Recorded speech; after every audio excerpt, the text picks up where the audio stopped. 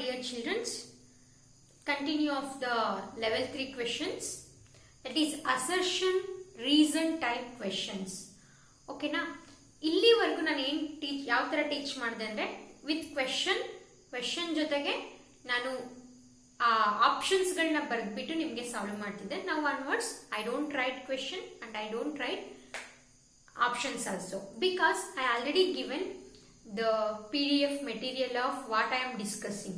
Okay, ಏನು assertion reason type questions ಯಾವ ತರ ಇರುತ್ತೆ ಅಂದ್ರೆ ಎರಡು ಸ್ಟೇಟ್ಮೆಂಟ್ ಇರುತ್ತೆ, ಸ್ಟೇಟ್ಮೆಂಟ್ 1 and ಸ್ಟೇಟ್ಮೆಂಟ್ 2.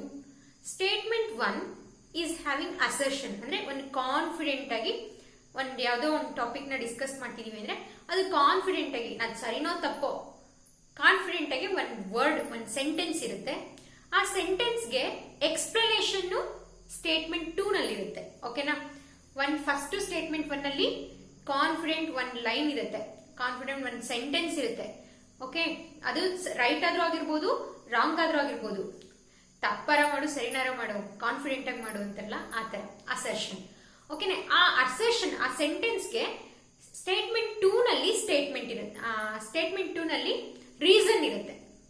ಆ reason right or wrong, assertion ಅಲ್ಲಿ ಇರ್ತಕ್ಕಂಥ ಸೆಂಟೆನ್ಸ್ ರೈಟ್ ಆರ್ ರಾಂಗ್ ಅನ್ನೋದನ್ನ ನೀವು ಡಿಸೈಡ್ ಮಾಡಿ ನಿಮ್ ಸ್ಟೇಟ್ಮೆಂಟ್ ನ ಆನ್ಸರ್ ಯಾವ ರೀತಿ ಕೊಡ್ಬೇಕು ಅಂತ ಅಂದ್ರೆ, ಒಂದು ನಿಮಿಷ,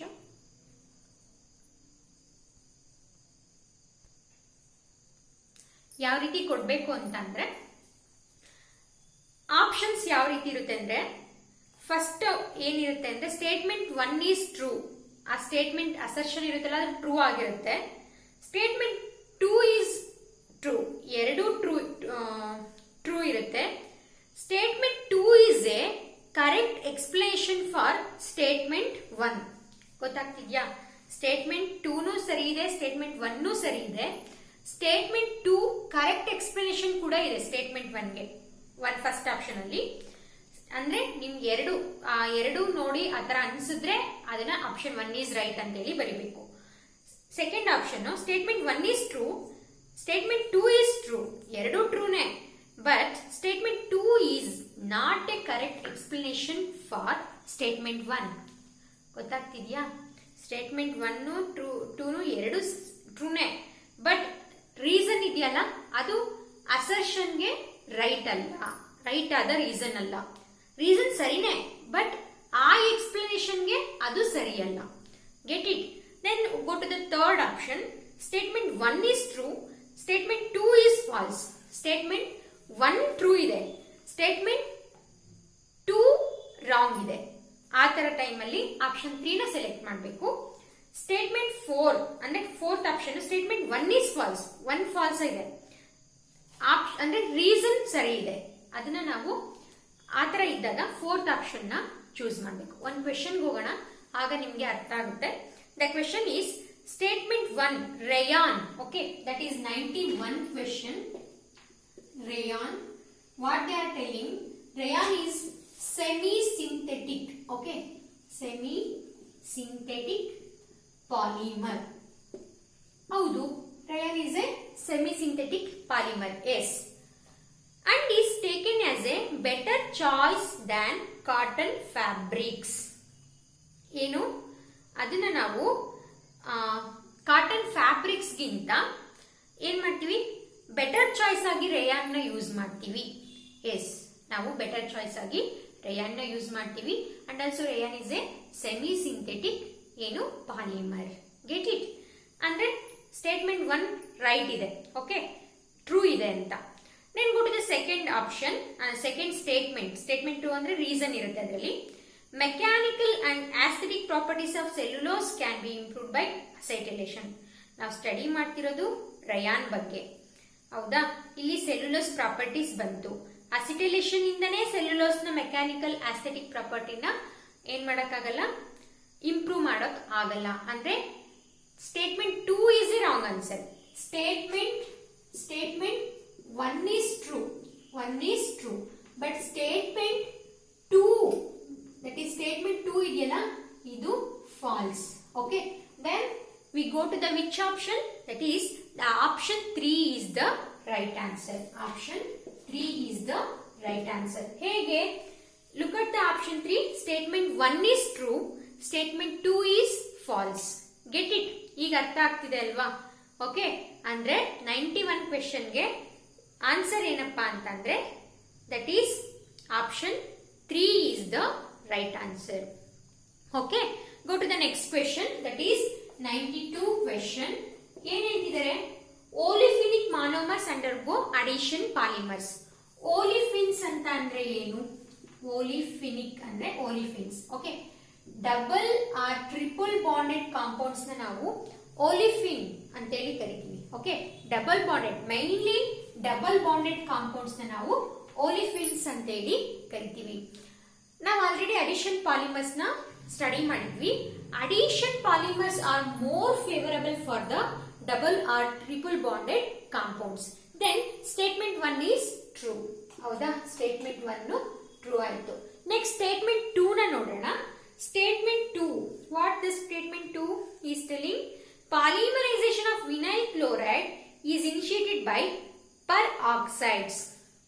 ಹೌದು, ನಾವು polymerization of vinyl chlorides, vinyl chlorides having double bonds. Okay, vinyl chlorides having double bonds. ಆ polymerization initiated by peroxide or persulphate. ಹೌದು, ಇನಿಷಿಯೇಟರ್ಸ್ ನ ಅಡಿಷನ್ ಪಾಲಿಮರ್ಸ್ ಅಂದ್ರೆ ಯಾವುದು? That is free radical mechanisms ನ ಇನಿಷಿಯೇಟರ್ ನಾಗಿ ಯಾವ್ದನ್ನ ಕರಿತೀವಿ ಅಂತಂದ್ರೆ ಪರಾಕ್ಸೈಡ್ಸ್ ನ ಕರಿತೀವಿ. ದೆನ್ ಆಪ್ಷನ್ 2 ಈಸ್ ಅಂದ್ರೆ statement 2 is also true. Okay, statement 2 is also true. Then look at option 1 is also true, option 2 is also true. Then means assertion ge correct reason anta. Option statement 2 correct reason anta. Look at the statement 1.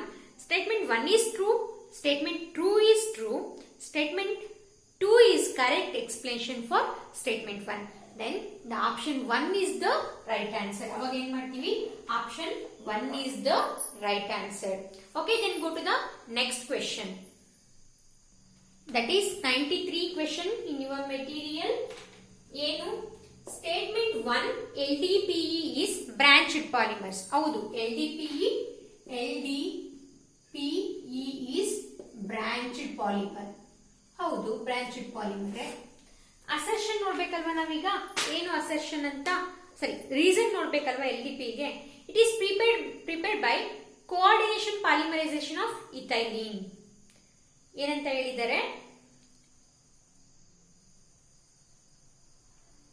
LDPE ನ prepared by coordination of polymerization of ethylene ಅಂತ ಹೇಳಿದ್ದಾರೆ. But it is not a correct. ಅಂದ್ರೆ coordination ಅಂದ್ರೆ addition polymerization of ethylene. Okay, ethylene ಅಂತ ಹೇಳಿದ್ದಾರೆ. It is also true. ಹೌದಾ? ನಾವು coordination means addition polymerization of ethylene ಮಾಡಿದಾಗ್ಲೇನೆ ನಮ್ಗೆ ಏನಾಗೋದು? LDPE ಸಿಗ್ತಕ್ಕಂಥದ್ದು. That's why the option 1 is ಅಂದ್ರೆ statement 1 is true, statement 2 is true. ಅಂದ್ರೆ exact reason ಅಂದ್ರೆ right reason. Then option 1 is the right answer. Got it? Then go to the 94th question. That is statement 1. Dacron is a thermoplastic polymer. Is it right? Terylene, dacron, terylene or dacron. Okay, terylene or dacron is a thermoplastic. Wrong, because it is comes under which one? Fibers. Okay, it is comes under fibers. That's why it is false statement. It is false statement. And next go to the statement 2. The intermolecular force of attraction are due to dipole-dipole interaction. It is also a not true. Dipole, false. Look at here. ಇಲ್ಲಿ option statement 1 is false, statement 2 is also false. In your option it is not there. That's why ಇಂತ type ಬಂದಾಗ ನಿಮಗೆ grace ಸಿಗುತ್ತೆ. ಅಂದ್ರೆ ಇದರಲ್ಲಿ option ಯಾವುದು ಸರಿ ಇಲ್ಲ. ಓಕೆನಾ? That's why it is grace. Okay, ಈ ತರ ಬಂದ್ರೆ ಗ್ರೇಸ್ ಇರುತ್ತೆ. ಅಂದ್ರೆ ಆಪ್ಷನ್ ಯಾವುದು ಇಲ್ಲ ನೋಡಿ. ಆಪ್ಷನ್ ಸ್ಟೇಟ್ಮೆಂಟ್ 1 ಫಾಲ್ಸ್ ಇರಬೇಕು, ಸ್ಟೇಟ್ಮೆಂಟ್ 2 ಫಾಲ್ಸ್ ಇರಬೇಕು. ಆದ್ರೆ ಒಂದು ಟ್ರೂ ಇದು, ಒಂದು ಫಾಲ್ಸ್ ಇದೆ, ಒಂದು ಫಾಲ್ಸ್ ಇದೆ, ಒಂದು ಟ್ರೂ ಇದೆ. ಎರಡು ಟ್ರೂ ಅಲ್ಲ, ಎರಡು false. That's why it is grace marks ಗೆ ಸಿಗುತ್ತೆ ನಿಮ್ಗೆ ಈ ತರ ಬಂದ್ರೆ. ಆದ್ರೆ ನೀವು ನೆನ್ಪಿಟ್ಕೊಳ್ಳಿ, Dacron fibres, Dacron is not a thermoplastic and also it is held by hydrogen bonds. Okay, terylene or diacron held by hydrogen bonds. Get it? It is not a dipole-dipole interaction. Get it? Then go to the next questions.